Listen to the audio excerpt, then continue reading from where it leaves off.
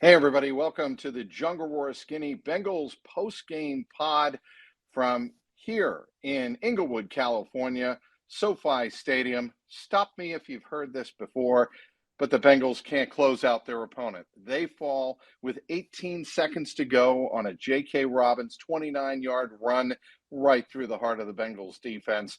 They fall 34-27, falling to 4-7 on the season. Just about all hope is gone for the Bengals to make a playoff push now. They'd probably, or they would have to finish out the season winning the remainder of their games, and that would mean going 6 straight wins to finish 10-7. That would match their mark from 2021. But right now, Skinny, I can't imagine the Bengals putting together 6 straight wins. I can't imagine them putting together 2 or 3 straight wins, given how inconsistent they've been all year in trying to finish out these close games. It's weird. There's not a lot of explanation for it. I mean, some of it is it's just not a very good roster, certainly on the defensive side of the ball. That leads to those issues. But, the defense has played in stretches the last 2 weeks, Mike. Baltimore game, the first 5 series end in punts. The second half of this game, the Chargers go punt, field goal, punt, fumble, punt, punt, punt. They had all of 4 first downs going into their last drive. And if they go 84 yards in 4 plays in 27 seconds to score the game-winning touchdown, how do you explain that? I mean, honestly, how do you explain it? They're inconsistent, Skinny, and we have to start this podcast, if we're talking defense, talking about the inability of the defense to get off the field in the first half. They allowed 17 first downs. They fell behind 24-6. They allowed Los Angeles to score on each of their first 4 possessions, the first 3 being touchdowns before a field goal late in the first half to make it 24-6. And Taylor Britt has completely fallen off a cliff. He hit rock bottom here tonight in Los Angeles in Inglewood, getting pulled after allowing, or we think he allowed, by playing man coverage in a zone concept. Lou Anarumo and Zach Taylor pulled him off the field in favor of not DJ Turner, but in favor of Josh Newton. And when you're a third-year player in the National Football League and you get pulled for a rookie who's had only a handful of snaps this year, it kind of speaks volumes to where your game is at if you're Taylor Britt. Yeah, especially in what was I don't think it was a complete must win, because I still think they could go 5-1 and make the playoffs. But neither here nor there. This was a big game, period, end of story. And they rolled the dice and said, you know what, your play is not satisfactory enough, and we're just going to go with the rookie, and the rest of of what takes place be damned. And actually, he played pretty well. Josh Newton did. He had some moments that were rough, but he had some really good moments too. This whole speech last week, this whole conversation about Taylor Britt was, I talked to Mike Hilton one day. I think you guys as another group talked to him the next day, and yes, he kind of said the same thing to both of us, which is, hey, guys go through slumps. He's got a chance to get himself right. He's been doing all the things we need him to do. Leonardo Bruno talked about, corners can go into slumps, and that, just as soon as you're in a slump, you can get out of it with just proper technique and doing things the right way. Cam didn't want to talk this week because I truly think he wanted to focus on making sure things were right. And through all of that, he gets benched because of poor play, because of doing something the wrong way. And that's disturbing, because it's not just the short term. I mean, when he played last year in stretches, you thought this guy was a long-term solution at corner. You hate to think that he's not only not a short-term solution, but he's not a long-term solution either. Well, and Germaine Pratt and TV cameras captured the Bengals linebacker going over to him and having an animated conversation on the sideline. We talked to Germaine Pratt after the game. Taylor Britt was not available. And Germaine was saying to him, look, we need you to be more consistent. We need you to be better. We need you to be in the right position. When we communicate what the defense is, you've got to know what defense you're in. And obviously that's the situation that happened on that second touchdown. That was the Will Dissly, the tight end, the 29-yard touchdown pass from Justin Herbert. Dissly was pretty much, I'm sorry, let me correct that. That was Quentin Johnston, yes, 26-yard pass. I Sorry about that. That was the second touchdown pass from Justin Herbert, and Johnson just floated in all by himself in behind the Bengals secondary, and he should never have been that wide open, Skinny, as Justin Herbert was scrambling off to his right. Yeah, I'm not so sure. It also wasn't the play 2 plays before, which was a pass play to Disley, where it looked like that Cam went the wrong way and he was playing a coverage that others weren't playing. So I think you're partially right that it wasn't the touchdown to Disley. It was another pass on that same drive a couple plays earlier. But the bottom line was he got yanked. He got yanked for whatever reason. We're going to talk to Lou Anarumo on Tuesday, and maybe we'll find out what that reason is and if they can figure out a way to salvage him. Because, again, I'm not just talking about for this season, right? You don't need to go into next season going, we got to remake the safety room. We need another corner. We need this. You hope that some of these young guys are solutions for the longer term moving forward. And man, when he's getting benched in a game like this in favor of a rookie, it shows you where they're at with this guy at the moment. All right, what did you make of Trey Hendrickson's personal foul that he picked up, which I think was debatable, certainly. And he really kind of lost his cool there. He ripped off his helmet. Then later on the same drive, he rips off his helmet after they allow a third down conversion, and he goes over to the sideline. Zach Taylor tries to calm him down, it appeared, and speak some sense. And Trey Hendrickson just smacked his hand out of the way and kept going about his way. He didn't want to be talked to. When I talked to Trey Hendrickson after the game, about this, and he said, look, I'm an animated, very intense competitor. I love Zach Taylor to death. That wasn't about disrespecting Zach Taylor. I am a defensive player in the National Football League, and guys are going to react like that. And that was kind of his way of, writing it off as not a big deal, not trying to make, a mountain out of a molehill, I think. How did you interpret what you saw on the sideline?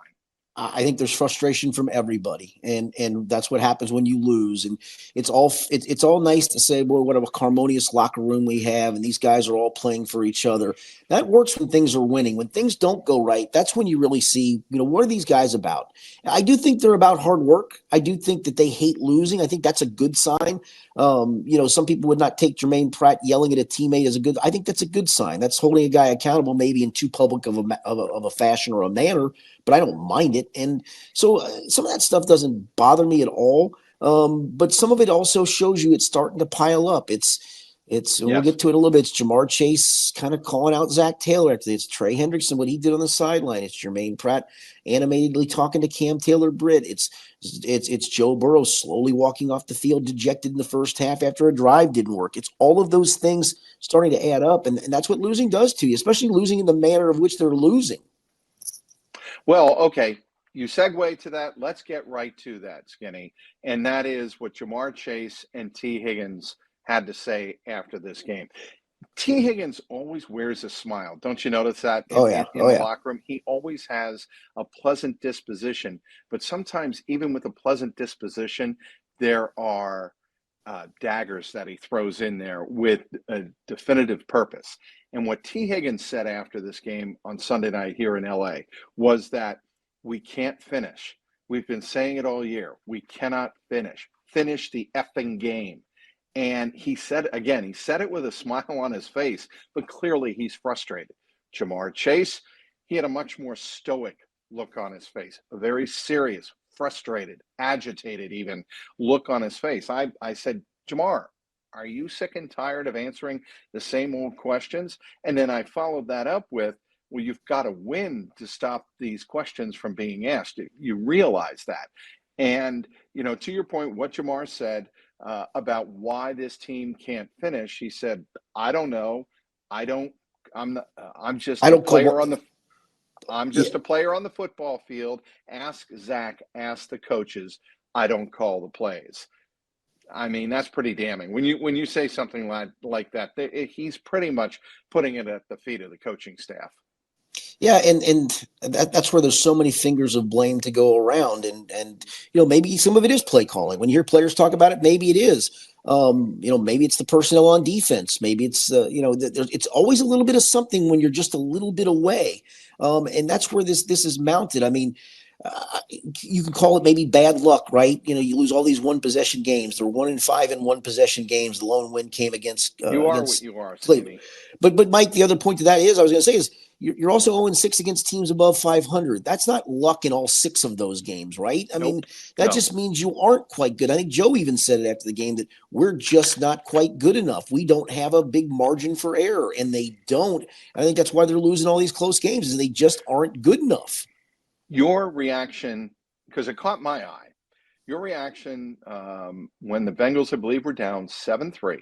They're driving into the red zone, in the lower red zone, inside the 10-yard line, and it was it was Jamar Chase, T. Higgins, and Germaine Burton on the field, and the ball goes to Germaine Burton.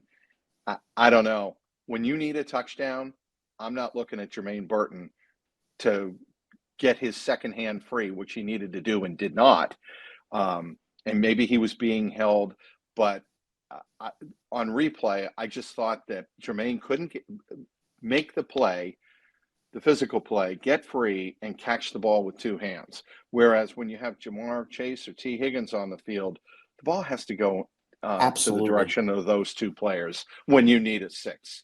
Yeah, you want to run a first down go route for Germaine Burton or an 8-yard out route to get his confidence going? Absolutely. But not on third and goal from the 2, whatever it was, 3rd and goal down there, 3rd and 2 down there, trying to convert a first down in the low red zone. He hasn't proven anything. And I think even in this game, there were a lot of times where you're like, okay, that was a hard catch. It's a contested catch, but I watched he make that catch. I watched Jamar make that catch. He had a deep ball that he just looked like he didn't track very well. And so I know he's doing things. The coaching staff, we talked to Dan Pitcher last week, who said, he's doing better things. He's doing things to earn more snaps. And maybe that's the truth. But what I see is a guy who, honestly, to this point, hasn't shown me he's a very good receiver other than when he gets wide open on a go ball and he can catch it when he can track it, because he can't track it very well either. Okay, I don't know if you heard all of Joe Burrow, Skinny. I know you were making your way down. Oh, yeah. Yep. He was as dejected as I've ever heard him. I know Kelsey Conway asked, is this the most frustrating year of your career? And he said, what do you I'm paraphrasing here, but what do you think? And he said, yes. Then she said, why? And then he said, well, I think it's pretty self-explanatory, was the actual quote. And Burrow and I asked Burrow, it seems like you don't have the answers. Right. Do you have any reason why you don't have the answers? And he just shrugged and said, nope, I don't. And to me, that's troubling. When your quarterback, the icon, the centerpiece of your franchise, looks lost, bewildered, frustrated, I don't want to say he's given up hope, but he just looks resigned is the right word. He looks resigned to this happening week after week after week, even though the battle is there. Burrow is an incredible competitor. He showed that certainly coming back from 27-6, making it 27-27. And, I think he's to be commended for that, but the body language of Joe Burrow tonight stuck out to me in that regard post-game. I mean, Mike throws for another 350 yards, throws for 3 more touchdowns. Yes, did he miss some throws? Sure. I mean, no quarterback's perfect. But you're literally asking this guy in that offense to a degree to play perfect. And that's impossible in this league to do. You're doing enough. I mean, you scored more points against the Chargers. And again, some of that skewed a little bit. This was the best quarterback and best offense that they had faced all year. They hadn't faced a top 10 quarterback and passer rating until today. So some of their numbers are skewed a little bit. But I think it's still a very good defensive unit. You scored more points than anybody scored on them all year. It wasn't enough. You scored 34 on Baltimore. It wasn't enough. You scored 38 on Baltimore. It wasn't enough. You scored 33 on Philadelphia. It wasn't enough. That's a huge ask in this league. Well, and the Chargers had not allowed 20 points, but one time this year, and it was exactly 20 points. Right. And so the Bengals come in here, score 3 touchdowns in the third quarter, bang, bang, bang, or 2 in the third quarter, 1 in the fourth quarter to tie it. And you're thinking, wow, they are going to pull off what would be the biggest road comeback in franchise history, and they can't get it done. And I want to go back to the defense for just a second, sure, Skinny, and that is the optics of this team not bringing in Xavier Howard. It looks horrible, and they're going to say it was financially driven. the reason for not bringing him in. But what could it have cost you? What could it have cost you that was going to break the bank? I don't know. We're not going to get the answer to that because the team is obviously not going to speak on that. But the reason Bengal fans are furious is it appears the Bengals are not doing everything to win. No. They're not doing everything to support Joe Burrow and trying to win a Super Bowl. That's why the Bengal fans are furious. And I do wonder if ownership in the front office fully appreciate that. No, I think what's happened, Mike, and this has happened before, where Sure. you've had a malaise in the late 70s. Remember, you had those really good teams that you and I grew up with, those teams in the mid 70s that were really good and unfortunately had to fight the Steelers. And then came the malaise eventually when those teams kind of fell apart because of age and poor drafts and all the things that come with falling apart. And then they got back to the Super Bowl and you caught that euphoria for 3 or 4 years and everything was great. And you had a nice little run there with Boomer for a while, right? The fans were all in for a decade. And then I think you just kind of sat on your hands and went, we're good because the fans are back. And then that kind of fell apart. When you had the Super Bowl team, obviously, then that fell apart. And for decades, it got to a bad part. Then Marvin comes in, brings some stability, brings some playoffs. The fans are back enough. And that falls apart. Kind of fell apart the first couple of years under Zach because those teams are bad. Then you go to the Super Bowl again, and we're back. And now it's all about the fan experience. And you know what the fan cares about? They don't care about your whiteouts, greenouts, brownouts, blackouts, Susie outs, Susie ins, whatever you want to do with it. You know what they care about? Right. They care about winning. That's what they care about. That, Skinny, I'll take it a step further. They care about being competitive for Super Bowls. Don't have to win every single year. You don't have to win a Super Bowl every single year. But with Joe Burrow as your quarterback for a window of, let's call it 10 years, you should be in the conversation like the Chiefs, like the Bills with Josh Allen. And they're not. They're not at that level. They don't have a competitive defense, and that's why Bengal fans are quick to jump ship right now because people see what's happening with this defense, and it's regressing very severely. Yeah, I mean, Josh Allen had his best wide receiver. Granted, they had their differences, he and Stephon Diggs, but they decided they could move on because they were going to have a roster around on the other side of the ball that was going to be good. Kansas City let Tyreek Hill and kind of let the offense not go to waste because it's certainly not going to waste, but they restructured it because at the same time they were restructuring and rebuilding their defense through good drafts, good signings, good retention of keeping a Chris Jones. This team doesn't do that. And so I do think it feels like they've gotten, I don't want to say lucky a couple of times, but it feels like lucky a couple of times in their franchise history. And then you said, we're good. The fans are back. We don't have to do anything else. Yes, you do. If you're a good franchise, you want to continue to do something else. And when you don't, and when it doesn't work, someone who is making those decisions must pay the price. And unfortunately, that guy should be Duke Tobin at the moment, who should pay the price. His drafts have sucked. His signings have sucked. His roster building has sucked. And somebody has to pay the price, and they won't. All right. We haven't talked about Evan McPherson, and we have to. Ooh, we sure do. Missed field goals in the final 4.5 minutes of 48 yards and 51 yards. They were struck well. They just didn't go through the uprights. The snaps looked good. The holds were good, solid. He missed them. And he did not speak to the media after the game. And so we don't know what he's feeling, what happened. We think that the snaps and the hold were good, but we haven't heard anything from Evan. And, I give him grace because he doesn't want to address it because he needs to process it. A couple of the Bengal players, when asked about Evan McPherson, said the same thing, let Evan process it. But I will say this about Jamar. That's why Jamar, quote, and again, paraphrasing here to a degree, Skinny, that's why he gets paid the big bucks, is what Jamar said. We pay him that money to make those kicks, and tonight he didn't. Yeah, I mean, he was good with us a couple of Mondays ago. The last time we talked to Evan, he'd come off of a weekend of missing a couple of kicks, missing a key kick. And I thought he was good. It felt like he kind of talked himself back into, I'm going to be okay. This will work itself out. And I kind of believe that too. But man, I think it's a lot like the golf game, right? When you get the dreaded, what's, and I'm not going to say the word because no one wants to hear that word. When you get them, it's hard to get out. I mean, Justin Tucker's in the same scenario. Justin Tucker's arguably the greatest kicker in NFL history, and right now he's going through it. And it's not like he suddenly forgot to kick. He's just going through it. And, both of Evans' kicks tonight, he tugged just a little bit, and they both kind of sailed a little bit wide left. And he's in it right now. And, I don't know how you get out of it other than you just keep kicking. But to that point, this is a league of kickers who make. And if you don't make, eventually they're going to have to say, I got to go somewhere else with you, man. Well, I think James Rapine asked a very interesting question afterwards. When you lose confidence in a guy like Cam Taylor Britt, there's somebody you can go to on the bench. And that's what the Bengals did here tonight in Los Angeles. They obviously went with the rookie and Josh Newton.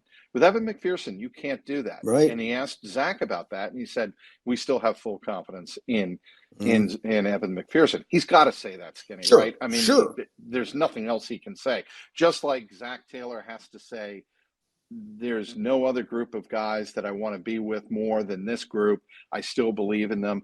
Jamar Chase said that, as a matter of fact, after the game as well. We have the group of guys in this locker room that we believe in. Well, you may believe in them, but they're not producing.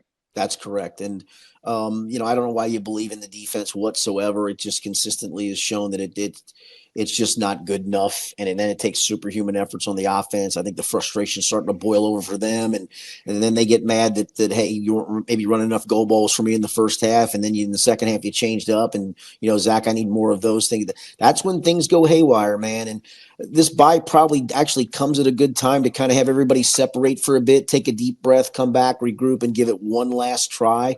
But I got to tell you, Mike, if that Pittsburgh game goes haywire, I know they play Cleveland. I know they play I know they play Tennessee. I know they play Dallas. None of that's going to matter because this season's about this close to teetering on the complete edge of disaster. Second to last drive that the Chargers had the ball after McPherson had missed from 48, I believe it was. Yep. Mike Hilton had a chance to essentially end the game. And the pick six. If Mike Hilton catches the ball, which was right in his hands, he's off to the races, right? Yeah. I mean, no doubt about that. At the very least, he sets up Evan for another field goal opportunity. Yeah, but I think the way the replay looked to me, Skinny, is that if he catches that ball, see you later. Yeah, he might have been. And, that's the frustrating thing if you're a Bengal fan. Again, all of these opportunities this year, there are too many to name. From starting with the Kansas City game right up now through tonight here at SoFi Stadium, the Bengals have missed on every single chance they have had to close out a game. Every single one. Yeah, and you just have to wonder at what point does that even out, right? That just feels like it's one of those where you can't put any. You want to put something tangible on it, right?